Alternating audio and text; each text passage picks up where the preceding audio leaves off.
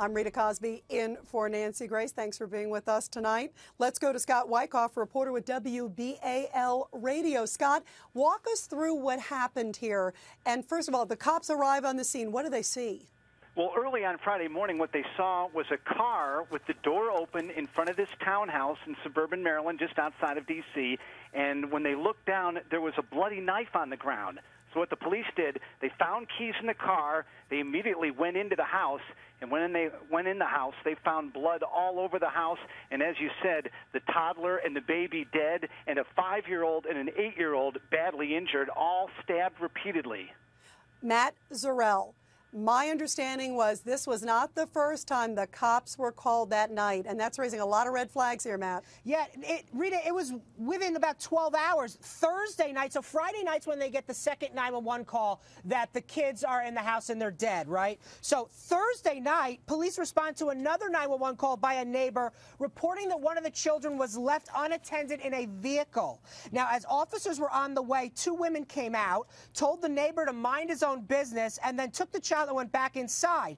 When cops arrived, they knocked on the mother's door. They got no response. When they didn't see or hear anything suspicious, they called the county child welfare agency, and the child welfare agency was supposed to follow up on Friday, but they didn't have time because they were going to go on Friday, but before that, the children were dead. Now, Matt, the big question is going to be, what happened the first time? The cops knock on the door, no one answers, so they just leave? Because a lot of people are going to say, did the cops miss the mark here? Yeah, and we actually spoke to the police, and the police told us directly that it was something they didn't witness.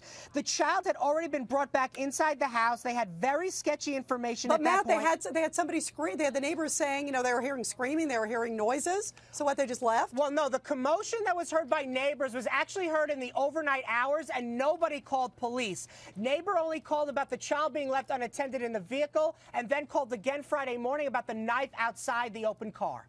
When you hear this, it's so heartbreaking. Scott Wyckoff, give us a sense of the background of this family. There are 4 kids, correct, and 2 women inside this home? That's right. The woman, the mother who's been charged with first-degree murder, 28 years old. She's lived in Maryland, in Ohio for the last several years. A few years ago, she moved to western Maryland, Hagerstown, about 2 hours from Germantown, where she's living now.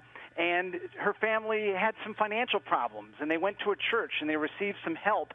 And the minister from that church said that she received mental health counseling while she was there. But they moved to the D.C. area. They moved into this townhouse in Germantown. And in the last several months, she befriended this other woman, the 21-year-old Monifa Sanford, who was also living in the house. And she also is charged with 2 counts of first-degree murder. Not sure their background together. Some people believe it's just from meeting in church. But what happened was they were both arrested and both taken into custody, and they have both told investigators that they thought an exorcism was necessary to remove the presence of the devil and evil spirits, and they thought they were performing an exorcism when they stabbed the children repeatedly. Wait, Scott, so they both told authorities that they were trying to get the devil out of her own children, and they both basically said, we performed an exorcism, we did it. That's right. They thought the devil was in the kids, and they thought the evil spirits were within the kids, and that's what they did, and that's why they said the children were stabbed repeatedly.